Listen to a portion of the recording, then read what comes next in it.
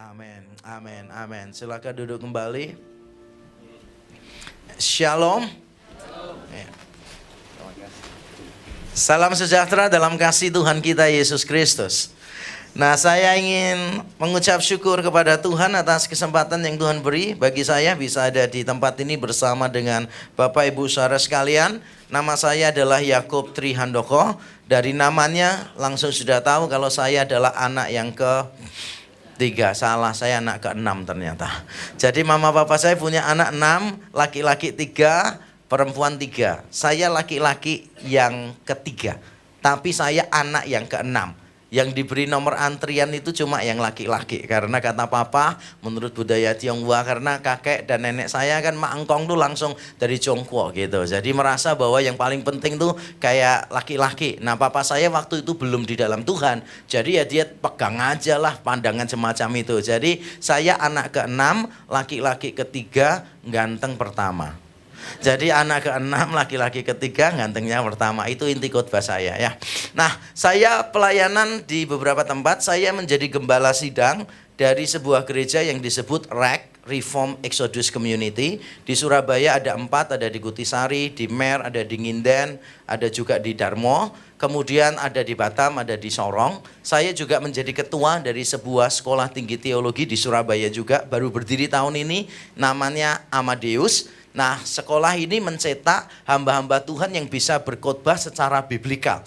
Jadi nanti menggali teksnya, satu persatu digali teksnya, kata aslinya apa, digali. Dan juga mencetak hamba-hamba Tuhan yang bisa menjawab keberatan-keberatan orang lain terhadap kekristenan. Namanya apologis gitu. Jadi misalnya kalau orang tanya bukti rasionalnya apa? Allah itu ada.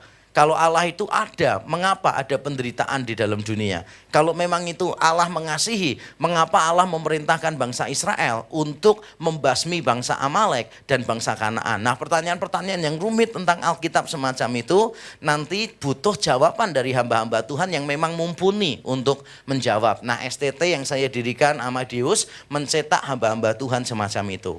Saya juga mendirikan Grace Salon Ministry yang disingkat dengan nama Grami. Kalau Bapak Ibu Saudara catat nama saya, ketik Yakub Trihandoko di YouTube, mesti keluar semua video dari channel Grami. Nah, Grami bekerja di dalam 4 area, LEAP, Leadership, Evangelism, Apologetics, Preaching. Kepemimpinan, penginjilan, apologetika, dan khotbah. Nah, di bawah apologetika itu ada Apologetika Indonesia. Jadi saya bersama beberapa teman rutin hampir tiap minggu ada di antara kami yang selalu keliling ke Indonesia dan bahkan ke berbagai negara yang lain untuk mengadakan seminar-seminar apologetika. Yang seperti tadi saya sebut, kalau Allah itu ada, mengapa ada kejahatan di muka bumi ini? Sebetulnya apakah semua agama menyembah Allah yang sama? Misalnya begitu. Apakah Isa Al-Masih dan Yesus Kristus itu sama gitu? Bagaimana kita tahu kalau Alkitab kita bisa dipercaya lebih daripada yang lain, dan pertanyaan-pertanyaan macam-macam seputar iman Kristen. Itu pelayanan saya, sedikit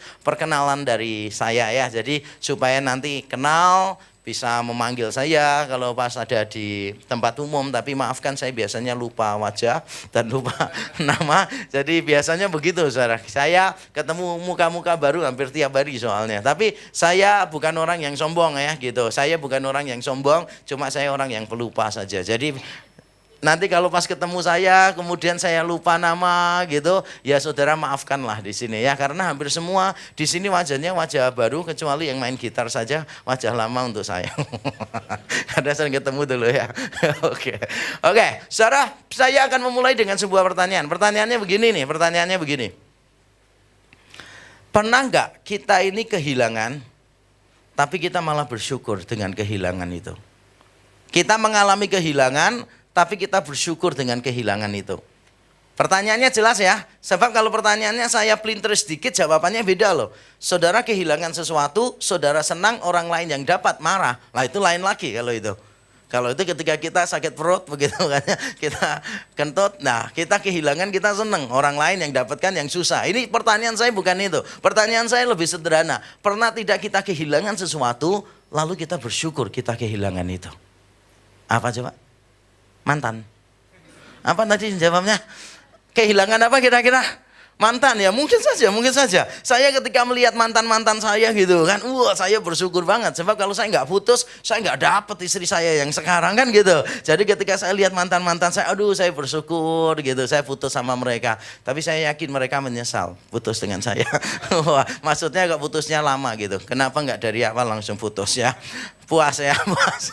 Nah saudara, saya akan menyampaikan firman Tuhan dengan sebuah tema yang mungkin mengagetkan kita. Tema saya adalah begini, mendapatkan Tuhan di dalam kehilangan kita. Mendapatkan Tuhan di dalam kehilangan kita. Mari kita membuka di dalam Ratapan pasal yang ketiga. Ratapan pasal yang ketiga. Bagi yang hidupnya penuh dengan masalah pasti hafal dengan bagian ini ya. Ratapan pasal yang ketiga ayat 20 sampai yang ke-27 kita baca secara bergantian. Ratapan pasal 3 ayat yang ke-20 sampai 27 kita akan membaca secara bergantian. Ayat yang genap dibaca oleh Bapak Ibu Saudara yang punya masalah berat banget. Nah ayat yang ganjil yang suasana hidupnya lumayan ya, lumayan. Oke, dimulai dari yang berbeban berat, silakan 1, 2, 3. Selalu teringat, cukup banyak juga ya, tersekan dalam diriku. Terus 21, tetapi hal-hal inilah yang kuperhatikan.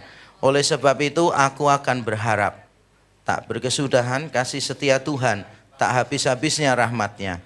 Selalu baru tiap pagi, besar kesetiaanmu. Tuhan adalah bagianku, kata jiwaku. Oleh sebab itu aku berharap kepadanya. Tuhan adalah baik bagi orang yang berharap kepadanya, bagi jiwa yang mencari Dia. Adalah baik menanti dengan diam pertolongan Tuhan. Adalah baik bagi seorang pria memikul kuk pada masa mudanya. Amin. Amin.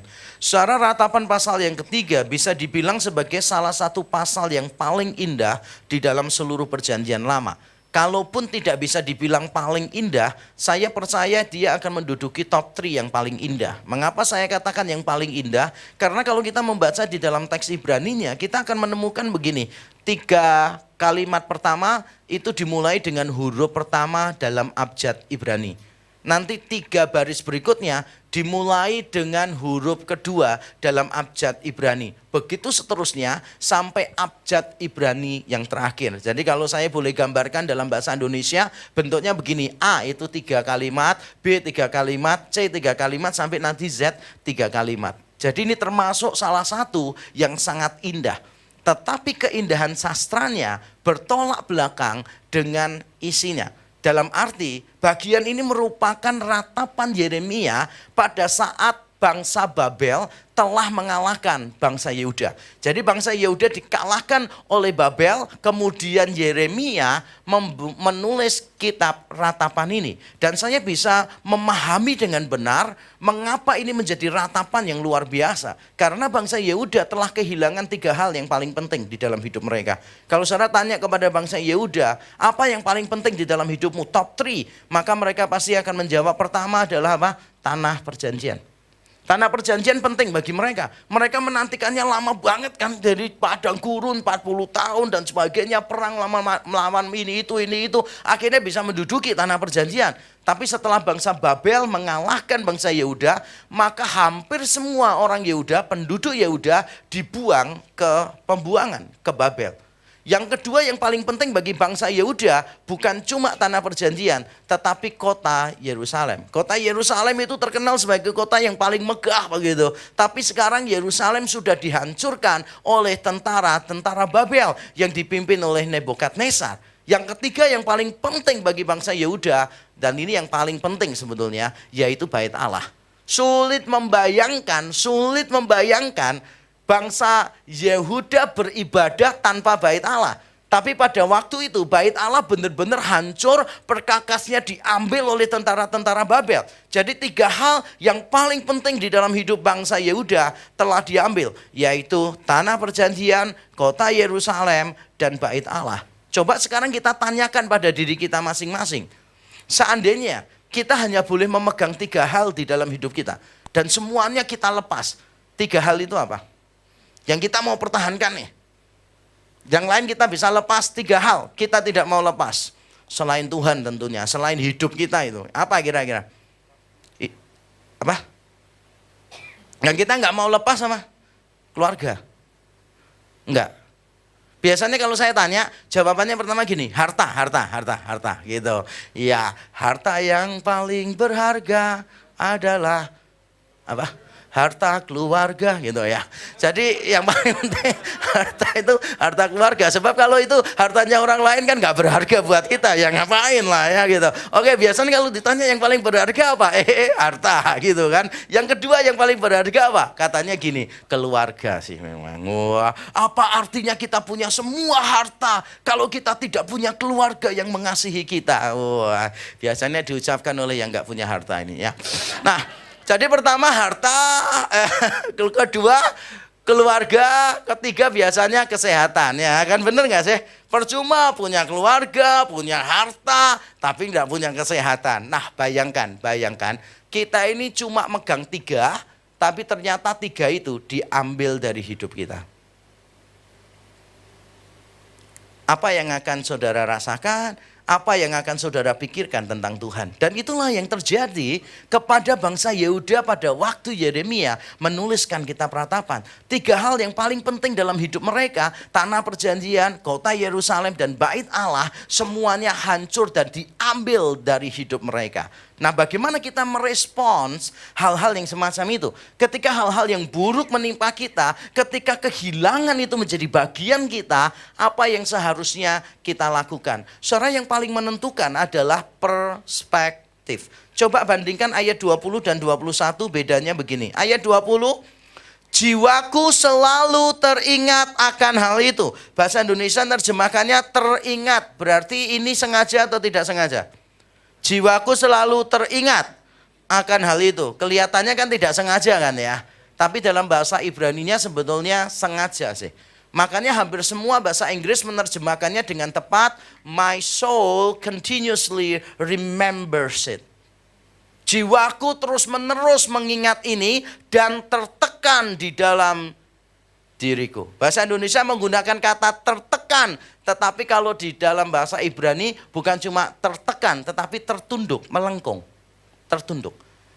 Kan ditekan belum tentu melengkung. Ditekan kan belum tentu tertunduk kan. Tapi ini benar-benar kata yang dipakai itu lebih keras lagi. Jiwaku selalu mengingat ini dan jiwaku itu tunduk di dalam diriku.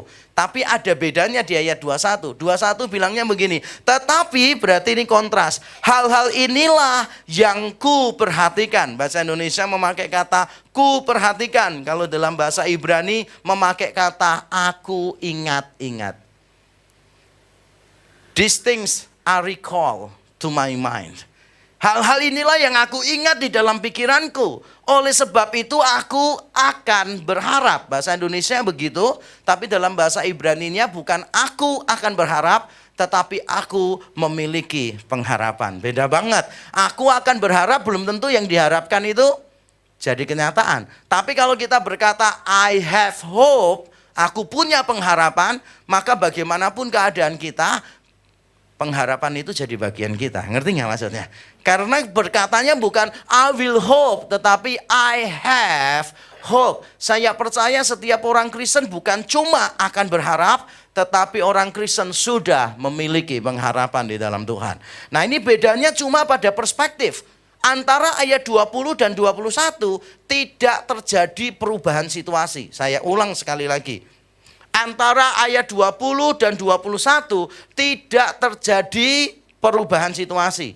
Yang terjadi adalah perubahan perspektif. Cara pandangnya beda. Kalau di ayat 20 yang diingat itu kehancuran Yerusalem, kehancuran bait Allah, masalah terus yang diingat. Makanya akhirnya jiwanya tertunduk. Tapi mulai ayat 21 yang diingat itu bukan masalah lagi. Yang diingat itu selalu Tuhan. Nanti kita akan lihat. Yang diingat itu Tuhan, Tuhan, Tuhan. Perspektif itu menentukan kita menyikapi sesuatu. Kalau saya tanya, Mike ini besar atau kecil? Semua jawab kecil. Tapi kalau saya melihatnya terlalu dekat begini, maka Mike ini besar. Saudara yang gede aja semuanya bisa tertutup oleh Mike ini. Nah, kadangkala kita melihat masalah kita itu terlalu besar karena kita melihatnya terlalu dekat. Saya ulang sekali lagi. Kadangkala kita melihat masalah kita itu terlalu besar karena kita melihatnya terlalu dekat. Coba kalau kita itu menarik diri dari persoalan itu, kita akan melihat ada Tuhan yang lebih besar daripada persoalan kita. Tapi kita seringkali mendekat terus kepada persoalan-persoalan, dipikir terus. Itulah yang membuat kita jiwanya tertunduk. Perspektif itu penting.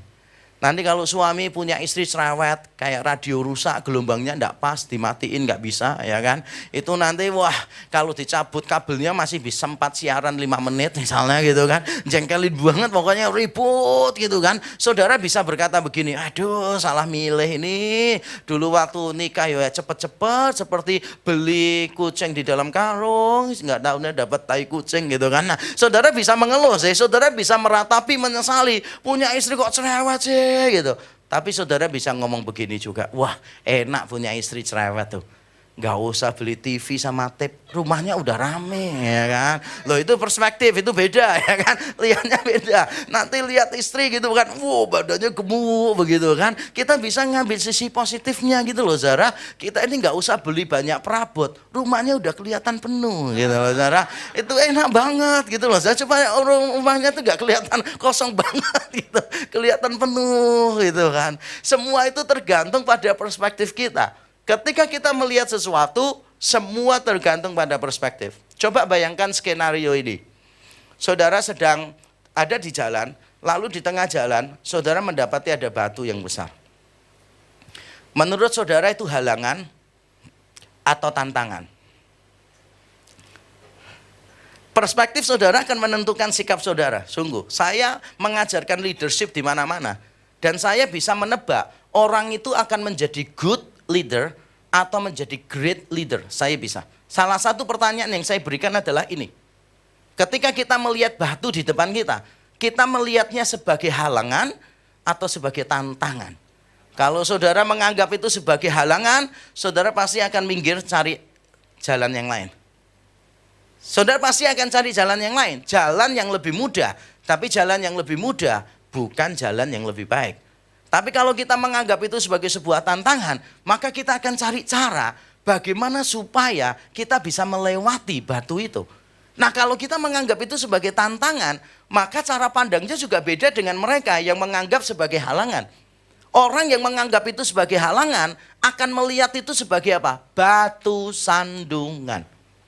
Tapi bagi kita yang menganggap itu tantangan, itu merupakan batu lompatan. Loh itu beda banget. Batunya sama, tapi beda, yang satu batu sandungan membuat dia tersandung gak mau jalan. Yang lain malah seneng banget, itu bisa dijadikan batu lompatan begitu saudara.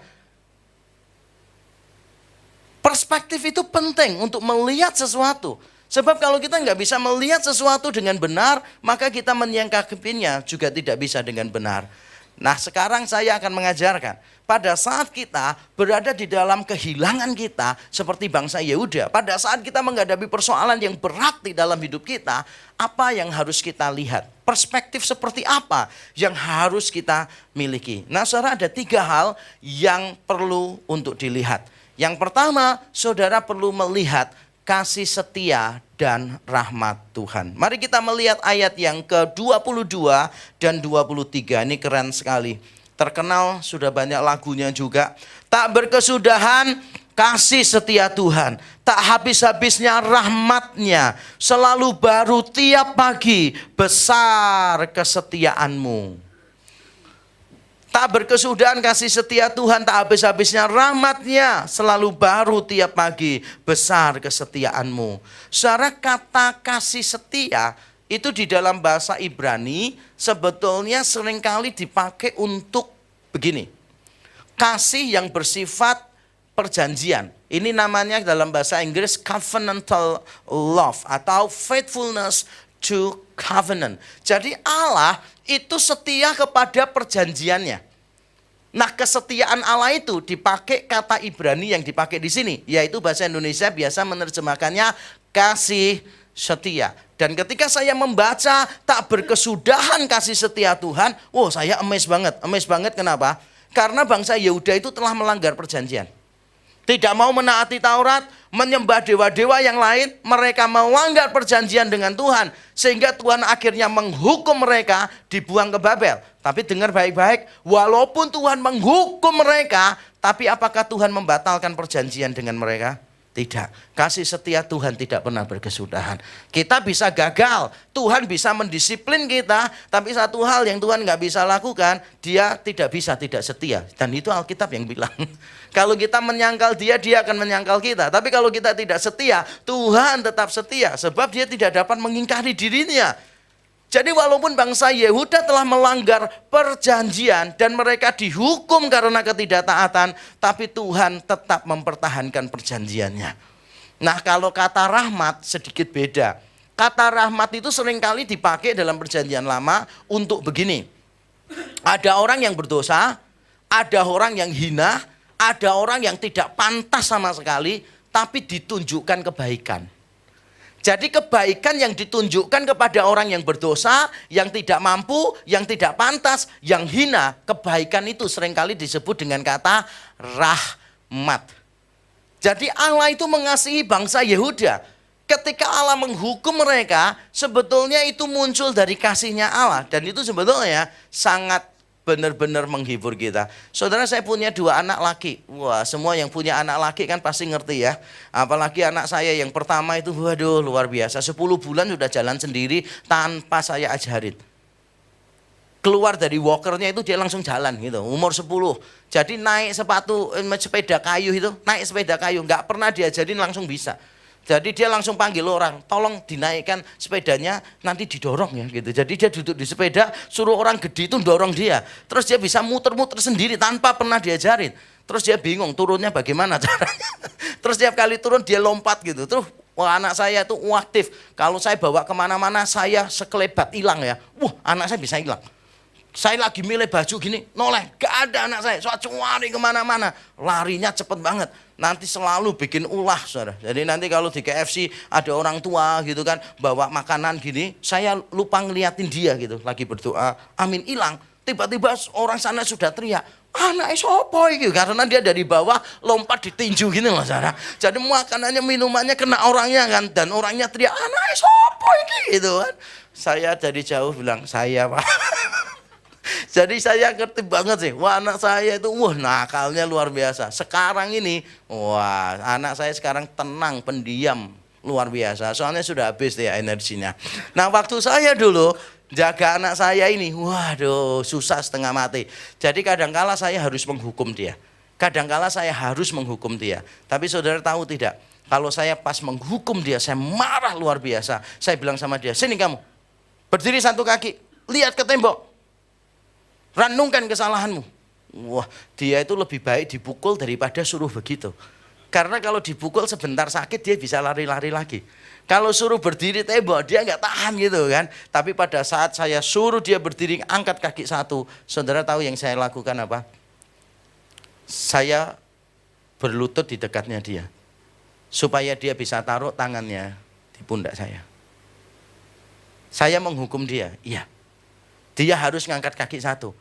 Tapi saya tahu ketika dia ngangkat kaki satu, lebih mudah kalau dia punya sandaran. Benar nggak sih? Dan saya sebagai orang tua memberikan diri saya sebagai sandaran. Kadangkala ketika saya harus pukul anak saya pukul, setelah saya pukul anak saya nangis, saya peluk dia, gantian saya yang nangis. Kenapa? Saya ngomong sama anak-anak saya, kalau kamu tuh sakit dipukul sama papa, sebetulnya yang lebih sakit adalah hatinya papa ketika harus memukul anaknya. Nah kita ini harus ingat, walaupun bangsa Yehuda itu dihukum oleh Tuhan, tapi tetap ada kasih setia Tuhan, ada rahmat Tuhan. Tapi yang menurut saya luar biasa itu begini, bukan cuma tak berkesudahan kasih setia Tuhan, tak habis-habisnya rahmatnya. Kenapa nggak bisa habis-habis? Kenapa tak berkesudahan? Ada ayat berikutnya yang menjelaskan, selalu baru tiap pagi, selalu baru tiap hari. Saudara, saya pernah praktek pelayanan di satu gereja. Wah luar biasa, waktu itu saya praktek pelayanan 1 bulan saya cuma dapat sekitar 35.000. Sedangkan tiap hari itu ada ibadah. Jadi kalau saya kasih kolektor 1000 aja, saya tinggal 5.000 kan ya.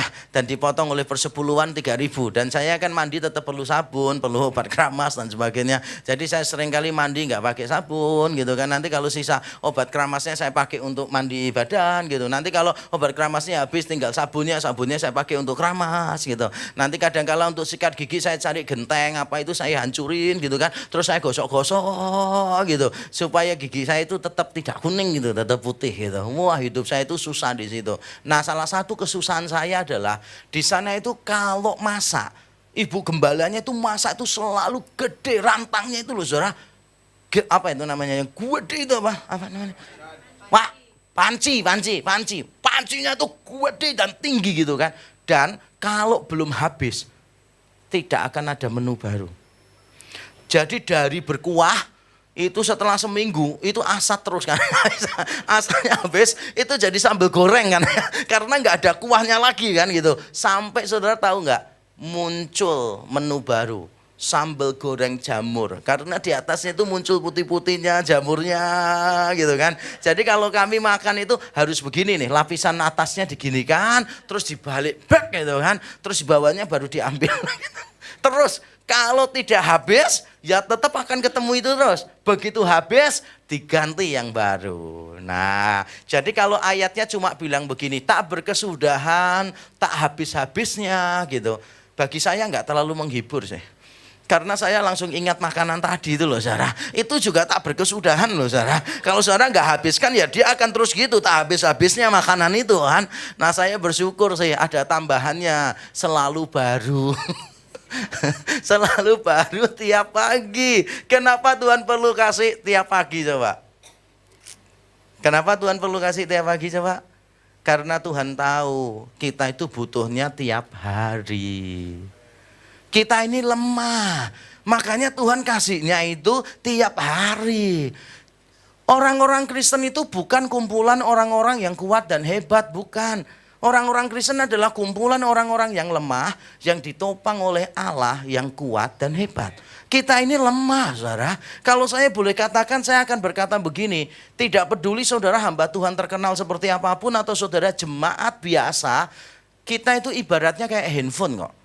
Nggak peduli saudara itu iPhone terbaru, Samsung terbaru, atau saudara itu cuma merek yang murah-murah mungkin. Ya maafkan saya nggak bisa nyebut mereknya, karena itu merek yang saya punya. Bukannya. Nah, terlepas dari merek apapun yang paling murah dengan yang paling mahal, ada kesamaannya. Kalau sudah seminggu tidak di-charge, sama-sama nggak ada gunanya. Ngerti maksud saya? Tuhan itu selalu berikan tiap hari, tiap pagi, bahkan disebutnya tiap pagi. Karena Tuhan tahu mungkin tiap malam kita tuh nggak bisa tidur dengan tenang.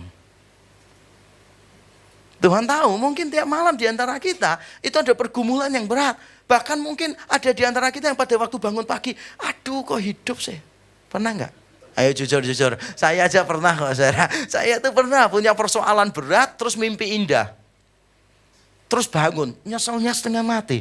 Aduh kok hidup sih gitu kan. Saya tuh berharap esok paginya saya tuh non-existent gitu. Ternyata enggak, tetap aja masih ada saya terus gitu kan. Tuhan itu tahu kok how many nights we are sleepless. Berapa malam kita enggak bisa tidur, saudara. Tuhan itu ngerti.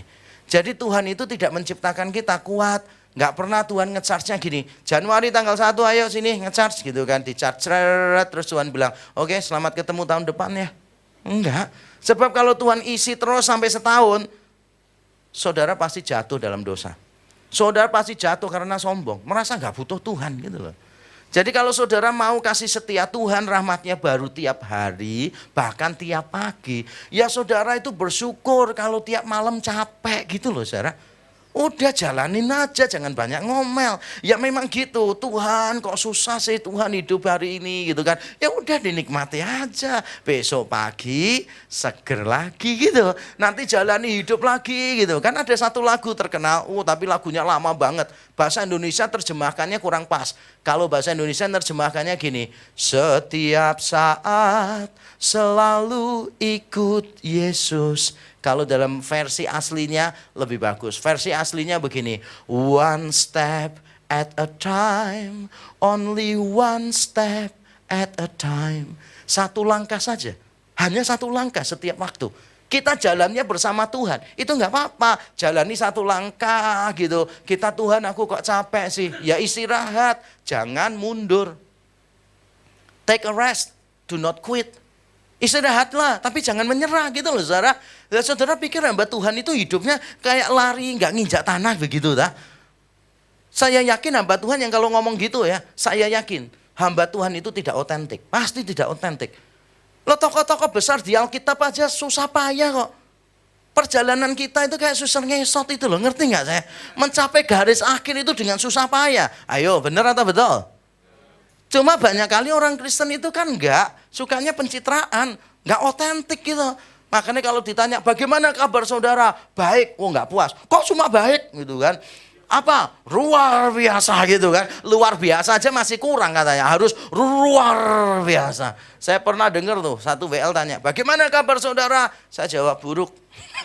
Loh memang kabar saya buruk kok, masa saya harus bilang baik? Ayo jujur, kita terbiasa bohong atau enggak? Pernah nggak saudara itu ibadah dengan kehancuran? Sebelumnya malah malas ibadah karena banting pintu mobil jengkel sama istri. Ayo pernah atau enggak? Terus begitu datang ditanya kabar saudara bagaimana? Haleluya gitu kan. Yang bener aja orang Kristen banyak pembohong sih. Nggak otentik. Ayo bener atau enggak? Atau saya yang salah? Kehidupan saya yang enggak normal ini. Saudara normal semua ya? Enggak. Ya harus otentik lah. Kita ini jatuh bangun ikut Tuhan, jatuh bangun ikut Tuhan, jatuh bangun ikut Tuhan gitu loh saudara. Nah gak apa-apa jatuh bangun ikut Tuhan. Karena di setiap kali kita jatuh di situ ada Tuhan. Yang Tuhan bilang gini, anakku capek yo. Iyo, ya wis leren sik yo. Ojo mundur, ojo nyerah, leren naik. Tidur. Besok pagi bangun lagi, jalan lagi. Saya berapa bulan lalu habis rapat majelis. Istri saya tanya, kan pulang jam 12 malam kan. Wah kalau rapat majelis itu di tempat saya dibukanya dengan selamat malam, ditutupnya dengan selamat pagi biasanya. Biasanya itu kalau sampai lama banget itu menyangkut keuangan sih. Nah dan benar saudara, wah ternyata defisit, ada keperluan macam-macam tuh yang harus mendadak semua. Nggak bisa diprediksi memang. Karena memang ini yang punya pengalian aset, kan banyak dikasih aset orang. Harus dialihkan ke gereja kan, ke atas nama gereja, ke atas nama gereja. Orangnya ada yang tua mau mati, orangnya ada yang sudah ngasih ini mau punya anak lagi, wah setengah mati lah. Pokoknya akhirnya diambil alih gitu kan, terus dialihkan, lah kan perlu duit juga. Terus renovasi gedung baru juga gitu kan. Defisitnya 1,4 M. Saya pulang istri tanya, Pak highlightnya apa? Defisit 1,4 M gitu. Oh gede ya Pak ya? Gede saya bilang gitu. Terus saya ke kamar mandi sikat gigi. Saya sikat gigi, saya tidur, siap-siap tidur. Istri saya bilang, loh Pak, kamu kok bisa tidur? Utangnya loh 1,4. Terus saya senyum, saya ngomong sama istri saya, kalau saya nggak tidur, besok bisa lunas. Nggak bisa, ya udah tidur dulu. Kalau saya nggak tidur, besok bisa kurang cepet tiap. Saya belani 15-14 hari nggak tidur, saudara. Lalu saya tidur nggak tidur ya tetap kok, ayo, bener atau enggak? Udah tidur aja dengan tenang gitu loh. Saya tidur dengan tenang, saya tahu Tuhan bekerja. Ya tidur aja dengan tenang ya. Gitu. Nggak apa-apa memang itu kehidupan kita, jalani hari itu dengan susah. Makanya itu orang-orang Indonesia itu paling bingung saudara. Kalau ngeliatin orang Amerika dan Eropa, sekarang ini mau liburan ke bulan seminggu.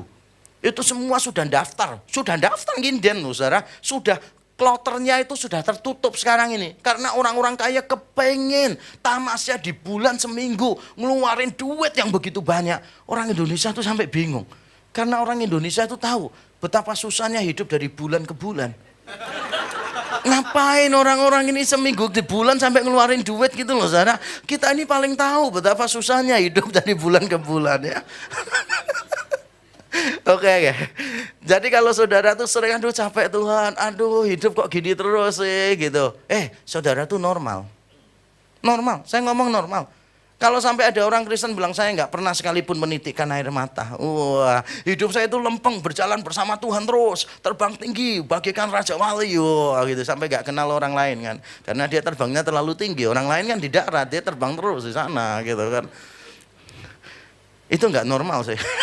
Itu nggak normal. Serius, itu tidak normal. Itu tidak normal ya. Kehidupan yang normal, ya ini kita dengan semua carut marut kita, tetapi di setiap carut marut kita menemukan kasih setia Tuhan dan rahmat Tuhan. Jadi pertama yang harus kita ingat, perspektif kita, yang kita lihat adalah kasih setia dan rahmat Tuhan. Yang kedua yang harus kita ingat adalah keutamaan Tuhan. Ayat yang ke-24 bunyinya begini.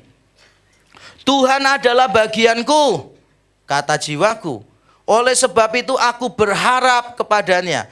Tuhan adalah bagianku, kata jiwaku. Oleh sebab itu aku berharap kepadanya. Secara ayat ini penting sekali. Dulu saya baca ayat ini saya nggak paham maksudnya ayat ini apa. Tapi setelah saya mempelajari lebih lanjut baru saya mengerti apa maksud ayat ini. Tuhan itu sedang mengajar bangsa Yehuda untuk meneliti hati mereka. Yang paling penting itu Tuhan atau berkat Tuhan. Yang paling penting itu Tuhan atau pemberian-pemberiannya. Sebab selama ini bangsa Yehuda berpikir selama mereka punya bait Allah ya tenang aja, nggak perlu Tuhannya, mau ada baitnya kok. Makanya mereka menyembah berhala macam-macam, tidak menaati Taurat. Mereka berkata, it's okay, masih ada the house of God. The house of God is here. That's fine, everything is going to be okay. Bahkan nabi-nabi palsu kalau saudara membaca dalam kitab Yesaya, Yeremia, nabi-nabi palsu ketika mendengarkan nabi yang benar berkata, Tuhan akan menghukum engkau. Kalau engkau tidak taat, tidak kembali kepada Tuhan, Tuhan akan menghukum engkau. Nabi-nabi palsu berkata apa? The Lord is with us. Don't worry, Tuhan bersama dengan kita. His house is here among us. Jadi mereka itu lebih mementingkan berkat Tuhan, rumah Tuhan, daripada Tuhan. Mereka lebih mementingkan tanah perjanjian dan Yerusalem sebagai pemberian Tuhan daripada Tuhan. Ketika mereka merasa masih punya tanah perjanjian, masih punya Yerusalem, masih punya bait Allah, mereka merasa oke kok hidupnya, gak perlu loyal sama Tuhan kok. Makanya oleh Tuhan diambil satu-satu, diambil satu-satu, diambil satu-satu. Dan Tuhan mau bertanya begini, oke sekarang kamu cuma punya aku, cukup gak? Atau masih kurang? Kamu cuma punya aku ini, cukup enggak? Atau masih kurang? Sama seperti Asaf, Tuhan itu ingin umatnya berkata begini, siapa gerangan ada padaku di surga selain engkau? Siapakah yang kuingini di bumi selain engkau? Sekalipun dagingku dan hatiku habis lenyap, gunung batu dan bagianku tetaplah Allah selama-lamanya. Saudara, kita ini kadangkala cuma memberi Allah itu lip service. Ketika kita ngomong, ku berikan hatiku dan jiwaku. Kelihatannya kita tuh bener-bener kayak cinta Tuhan banget gitu kan. Jesus, I believe in you. Tapi bener gak sih? Kita itu percaya kepada Allah sebagai pemberi, atau kita sebetulnya lebih mementingkan berkat-berkatnya? The giver or the gift? Bayangkan seandainya hidup saudara tanpa berkat Tuhan. Mau nggak? Saudara tetap ikut Tuhan nggak? Kalau misalnya saudara itu sakit tidak sembuh, saudara bisnisnya gagal ya tetap aja tidak berhasil.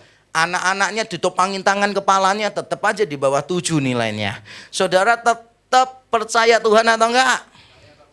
Oh, kadang-kala kita itu belum bisa ngomong benar-benar ya Tuhan. Itu karena kita masih punya yang lain. Saya masih ingat beberapa tahun yang lalu ketika saya berdoa dan saya membaca Ulangan pasal yang ke-6 gitu. Tuhan kan bilang begini, Tuhan itu esa. Bukan salah satu, bukan nomor satu, tapi satu-satunya. Lalu ketika saya membaca ayat itu, Tuhan itu bertanya kepada saya begini.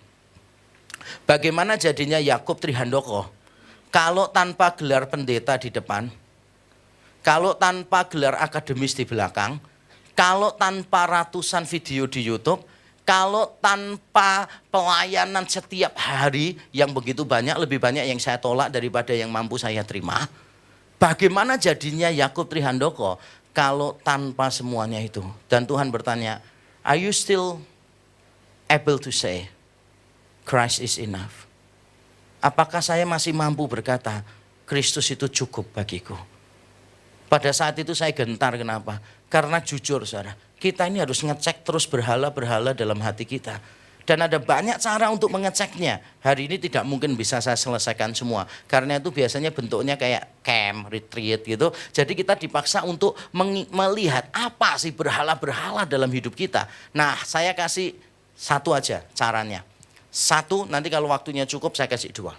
Salah satu cara untuk mengecek berhala dalam hidup kita itu begini, saudara. Hal-hal apa yang membuat kita itu mudah sensitif dan marah ketika disinggung? Hal-hal apa yang membuat kita itu mudah sensitif dan marah pada waktu disinggung? Karena berhala kita itu masing-masing berbeda. Contoh misalnya, kalau ada orang yang ngomongin si A, kamu tuh jelek, dia santai-santai aja. Karena bagi dia penampilan nggak penting. Kamu tuh bodoh banget, bagi dia nggak masalah. Memang dia nggak pinter sekolah, tapi pada waktu diomongin, kamu tuh lo nggak bisa kerja, langsung bisa marah loh. Saya pernah ketemu orang semacam ini. Dengan suami istri itu bertengkar terus, padahal dua-duanya baik sebetulnya, tapi sering bertengkar. Terus saya perhatikan selama konseling, pertengkarannya itu selalu berkaitan dengan pekerjaan. Jadi kalau istrinya tanya gini, toko kita kok sepi ya Pak ya, kamu nggak mikirkan untuk pengembangan? Langsung marah dia. Pak, kelihatannya kompetitor kita itu lebih maju loh Pak. Langsung marah dia, bener-bener langsung marah. Padahal kalau suaminya diomongin, kamu tuh kok iso bodoh sih Pak, nggak naik kelas kok berkali-kali. Dia tuh malah ketawa-ketawa gitu. Iya, aku gak hobi sekolah gitu. Bisa ketawa-ketawa. Karena bagi dia kepintaran itu bukan berhala, ngerti nggak maksudnya? Bagi dia berhalanya itu pekerjaannya dia. Jadi kalau sampai dihina di pekerjaannya, dia bisa marah. Ada juga suami yang berhalanya itu apa? Penampilan gitu, saudara. Jadi ada suami itu nggak terlalu tinggi gitu. Terus istrinya minta tolong, Pak, tolong gantiin lampu ya. Terus dia bilang, oh ya, gitu. Terus pada waktu mau ganti, istrinya tanya, Pak, mau diambilkan kursi atau tangga? Marah dia, saudara. Kamu kalau mau kawin sama mantanmu yang pemain basket tinggi itu silahkan, jangan kawin sama aku. Istrinya sampai bingung, loh apa sih salahnya? Loh kamu kan mau gantikan lampu ya butuh kursi, butuh tangga dong gitu kan. Nah ini berarti berhalanya dia di situ. Beda sama teman saya Mbak, Tuhan itu cuma segini saya. Tapi dia memiliki moto hidup yang ciamik, saudara. Dia di mana-mana selalu bilang, duduk sama rendah, berdiri sama saja. Nah jadi akhirnya dia duduk aja karena percuma. Lalu dia duduk rendah, berdiri rendah, ya mending duduk biar nggak capek kan gitu. Jadi ada kalanya kita itu harus ngerti berhala di dalam hidup kita itu beda-beda. Saya kasih kesaksian ya, berhala saya apa coba? Ternyata saya ketemu 4 hari lalu saya ketemu berhala saya yang masih ada dalam hati saya, yaitu keberanian. Waktu ngobrol dengan istri saya, dan istri saya itu ngomong gini, Pak, ucapanmu itu kalau didengar orang, bisa ditafsirkan, kamu itu cuci tangan, kamu tuh takut kena masalah. Langsung saya marah, saya bilang gini, kamu tuh kan kenal aku bukan pengecut tahu, aku bukan penakut. Terus istri saya kaget gitu, Pak, kenapa reaksimu gitu? Aku kan bilang orang lain bisa menganggap itu, iya tapi salah gitu kan. Tiba-tiba tuh nada saya itu bisa tinggi. Setelah saya ngomong gitu, Roh Kudus bicara ke saya, itu berhalamu. Keberanian itu menjadi berhalamu. Karena saya jujur, dalam hidup saya itu 3 kata saya coret sih. Kata gagal, kata menyerah, kata takut. Saya nggak pernah takut dengan siapapun. Saya dikeroyok 50 orang aja, saudara. 50 orang loh, saya dikeroyok, saudara. Kalah saya. Tapi bukan itu yang saya mau cerita. Saya bukan masalah kalahnya. Loh kalau saya menang kan sudah masuk TV lah. Enggak lah, saya kalah. Tapi yang ini yang mau saya ceritakan. Saya tidak pernah takut sekalipun. Bahkan ketika dikeroyok tuh saya ngomong sama ketua gengnya. Tinggi gede kan ketua gengnya. Tatonya macan kalah jengking lah, ular lah apa gitu kan. Tato saya Hello Kitty sama Doraemon ya kan. Jadi saya nggak takut, saya ngomong sama ketua gengnya itu. Kamu kalau mau tanding, kamu kalau benar-benar laki-laki bukan banci, kamu tanding 1 lawan 1 dengan aku lawan kamu pakai tangan 1. Kalau kamu bisa kenain wajahku sekali aja, aku nanti diem, pukuli sepuasmu. Terus saya maju tangan 1. Saya datangin dia, dia mundur-mundur kan ya. Saya datang itu saya cuma gini aja, dia mundur-mundur. Padahal kan gayanya kayak nganuni ayam deh sebetulnya, bukan Wing Chun. Dia takut-takut sendiri gitu kan. Terus dia bilang gini, serbu. Begitu serbu pun saya nggak takut loh. Begitu dia bilang serbu gitu, saya lihat anggota geng yang paling takut siapa. Saya lompat ke orang itu, saya pegang dan saya pukulin orang itu. Sambil saya terus dipukulin. Saya tuh pingsan di pinggir jalan. Begitu bangun, seragam SMA saya semua darah, luar biasa darah. Balik rumah ditanya papa saya, menang atau kalah? Saya jawab kalah, dihajar lagi sama papa saya. Kok berkelahi sampai kalah gitu. Jadi ngerti, saya itu nggak pernah takut, sungguh nggak pernah takut. Saya pernah ya pulang dari kuliah dulu, kuliah saya kan di Surabaya, saya asalnya di Semarang. Saya naik bis malam kan gitu. Wah, naik bis malam tuh hampir semua orang Tionghoa yang naik, eksekutif gitu kan ya. Saya baru sekali tuh naik itu, biasanya ekonomi kan. Jadi karena masalah waktu dan ada duit, ya udah saya naik eksekutif. Wah, saya lihat di depan orang ngamen. Setelah ngamen, dia minta duit kan. Terus ada om-om di depan itu bilang, sorry nggak ada duit kecil. Wah, orangnya langsung keluarin belati. Dompet semua keluarin. Wah, saya dari belakang lihat gini, wah gila, ini perampokan ini kalau gini ceritanya. Terus saya mikir gini, orang ini dilawan nggak ya? Cuma kan saya bingung, kalau saya lawan saya nggak pernah berkelahi pada waktu bisnya jalan. Saya kan bukan Jackie Chan soalnya, ya kan. Nah saya kalau pas tantang terus kalah kan gak lucu sih gitu kan. Jadi akhirnya saya mikir-mikir bagaimana ngalahkan orang ini gitu kan. Akhirnya saya punya ide sih saudara. Jadi saya sudah melihat gitu. Begitu sudah dekat, saya langsung berdiri, saya bilang gini, sini duduk. Saya gituin. Dia langsung tak gitu. Mau apa?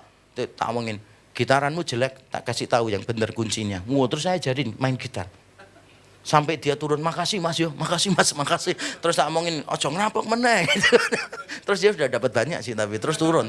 Selamat saya selamat. Loh itu terus nyampe ke Bungurasi, tahu nggak? Nyampe ke Bungurasi itu masih jam 3 pagi. Karena supir busnya kan kejar-kejaran terus gitu kan. Wah kebut-kebutan di Pantura itu. Akhirnya nyampe kan gitu ke terminal mana saya lupa. Bungurasi atau Osowilangun. Pokoknya nyampe, begitu nyampe jam 3. Banyak orang keluar dari bis, nyari taksi. Saya sudah mikir, pasti dicopet orang-orang ini. Sebentar lagi mesti teriak-teriak. Jadi ditawarin taksi itu kan nggak semua sopir taksi. Nawarin mas, ini mas, nawarin makan apa semua itu. Tiba-tiba beberapa langsung teriak, copet gitu kan. Wah nangis apa semua gitu. Saya ngamatin dari dalam bis gitu. Oh iya, ini bisnya mau berangkat, mau nggak mau saya harus turun kan gitu.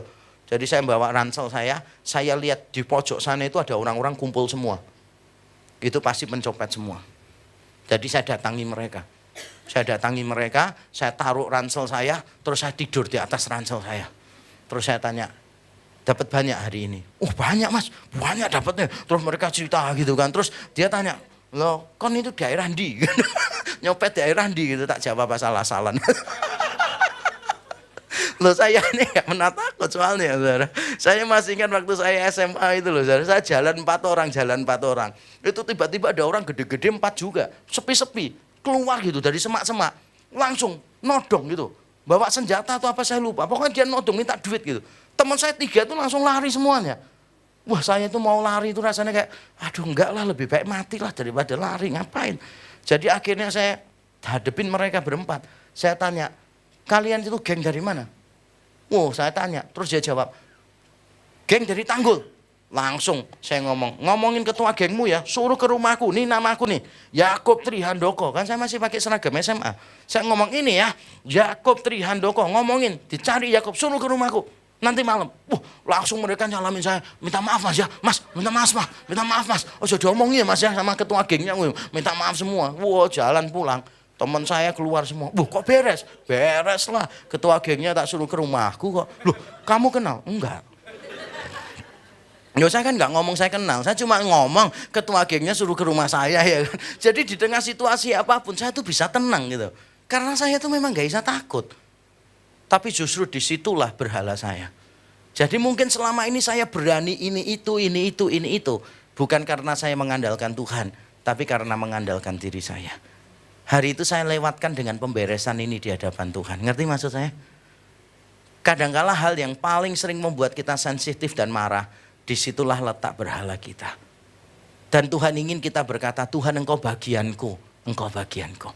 Yang ketiga saudara, apa yang harus kita lihat selain kasih setia dan rahmat Tuhan, selain keutamaan Tuhan, yang ketiga yang harus kita ingat adalah kebaikan Tuhan. Ayat 25-27 berkata begini, Tuhan adalah baik bagi orang yang berharap kepadanya, bagi jiwa yang mencari Dia, adalah baik menanti dengan diam pertolongan Tuhan, adalah baik bagi seorang pria memikul kuk pada masa mudanya. Ada kata yang diulang terus apa?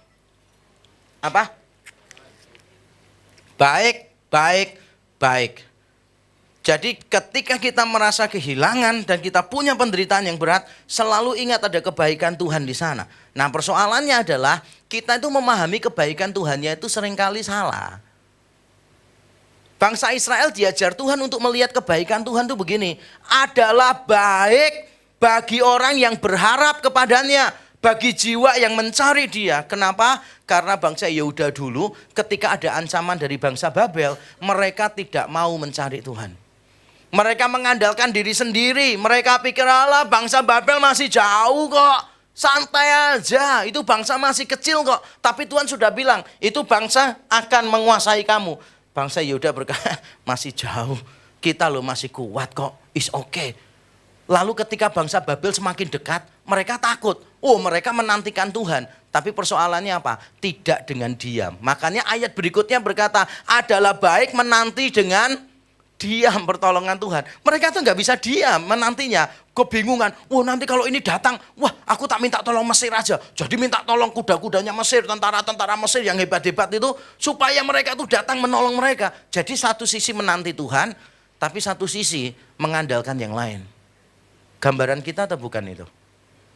Mulutnya bilangnya menantikan Tuhan, tapi hatinya mengandalkan orang lain. Benar atau enggak?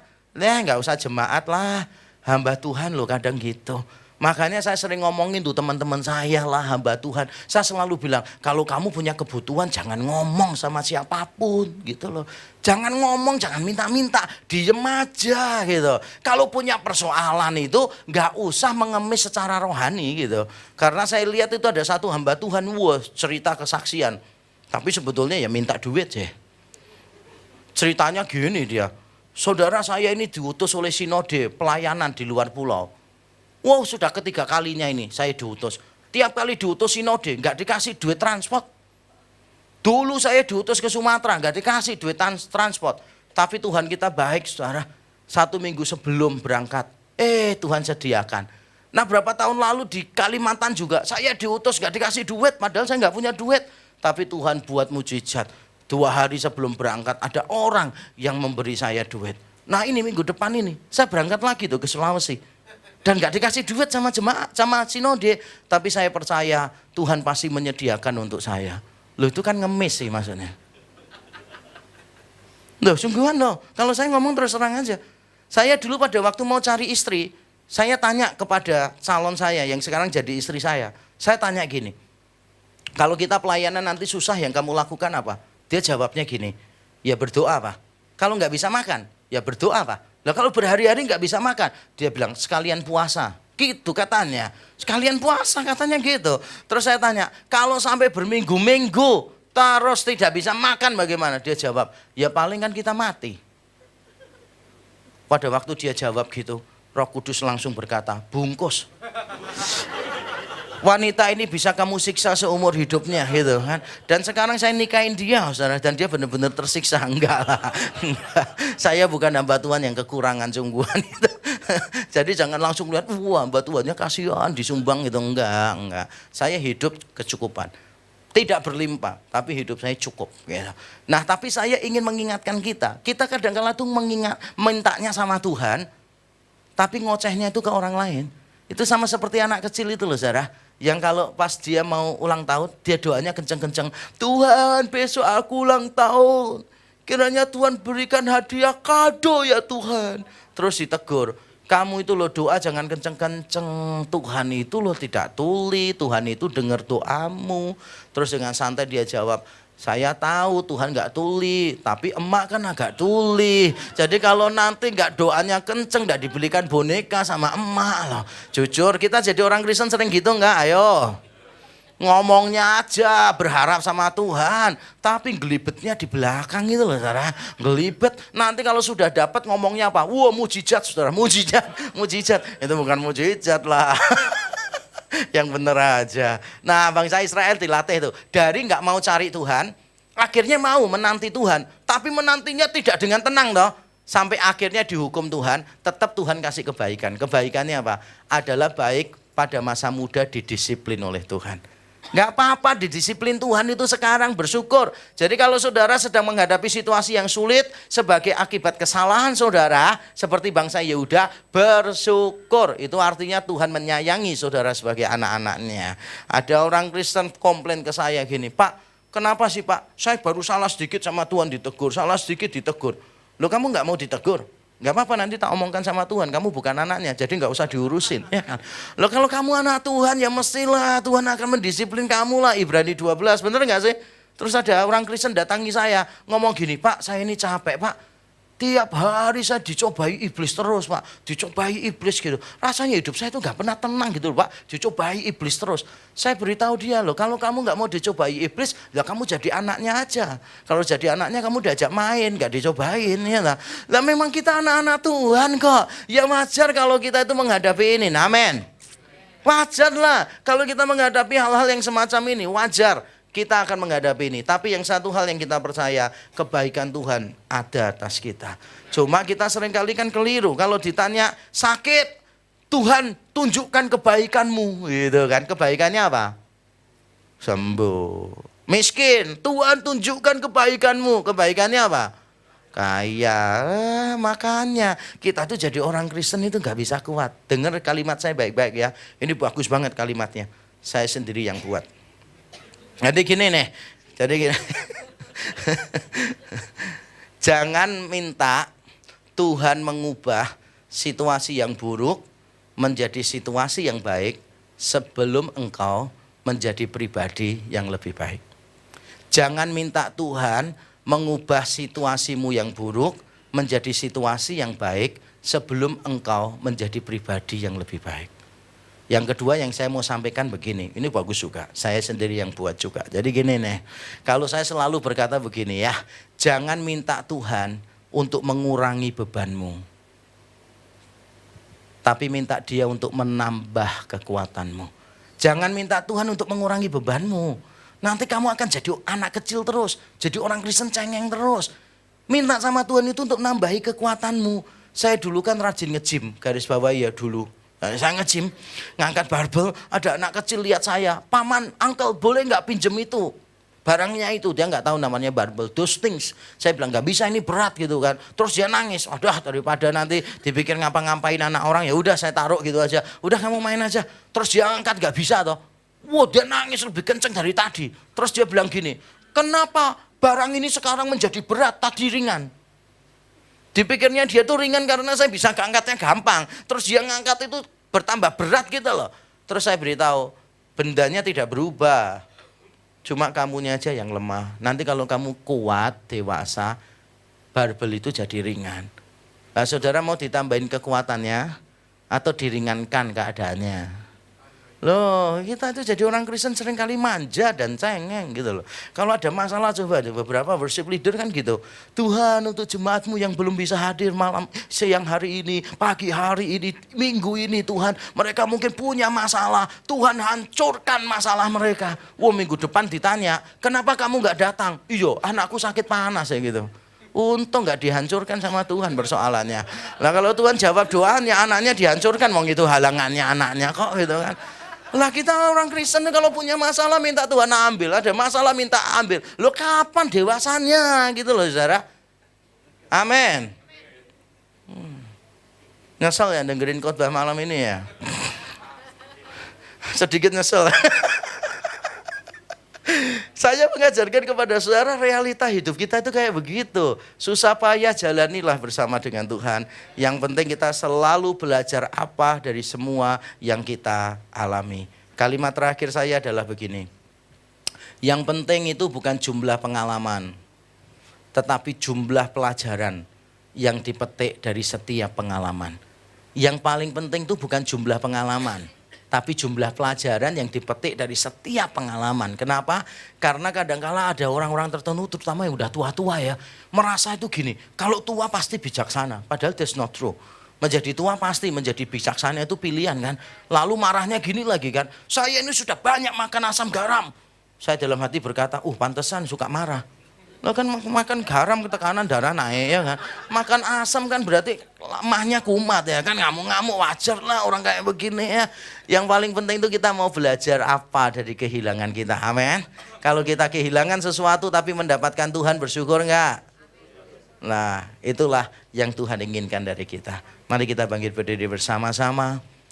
Mari kita katakan kepada Tuhan, walaupun aku kehilangan semuanya Tuhan, tapi selama aku memiliki Engkau itu cukup bagiku. Selain Kau tiada yang lain, ada padaku di surga Selain Kau tiada yang lain. Yang kuingini di bumi, yang kuingini di bumi. Terima kasih Tuhan. Tuhan, kami sama-sama mohon ampun di hadapan-Mu. Hamba-Mu yang menyampaikan dan umat-Mu yang mendengar. Kami sama-sama mohon ampun karena kami seringkali mencari berkat-berkat-Mu lebih daripada Engkau ya Tuhan.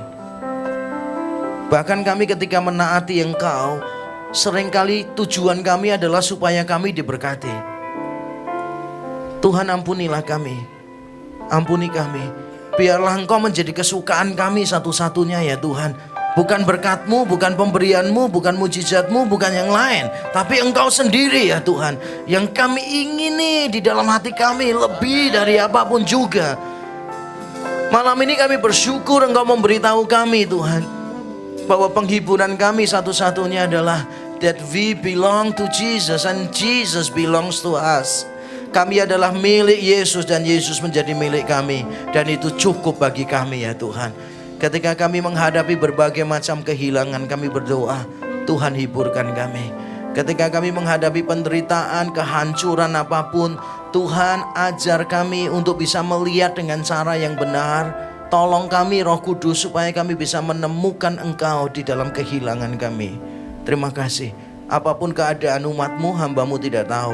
Tapi satu hal yang kami tahu, Engkau baik kepada mereka ya Tuhan. Engkau punya maksud yang baik untuk mereka. Terima kasih. Dalam Kristus Yesus Tuhan, kami berdoa dan kami mengucap syukur. Semua yang diberkati katakan amin. Amin. Amin. Beri kemuliaan bagi nama Tuhan Yesus.